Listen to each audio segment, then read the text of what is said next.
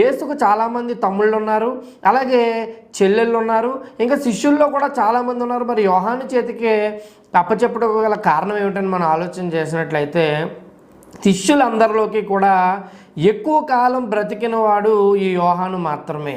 అందరికంటే కూడా ఆఖరి చనిపోయింది ఈ యోహానే. బహుశా ఆ కారణం చేత అతను ఎక్కువ కాలం జీవించి ఉంటాడు ఈ భూమి మీద అన్న కారణం చేత మరియ యొక్క యోగక్షేమాల రీత్యా యేసు అప్పగించి ఉండవచ్చు.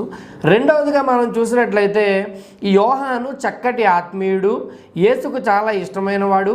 3.5 సంవత్సరాలు యేసుతో చాలా మంచి ప్రయాణాన్ని ఇతడు కొనసాగించాడు.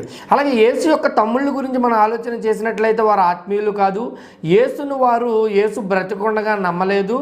అట్లనే యేసు యొక్క పరిచర్య పట్ల వారి కుటుంబ సభ్యులంతా వ్యతిరేకత కలిగి ఉన్నారు. యేసయ్య తన తల్లిని ఆత్మీయుడైన యోహాను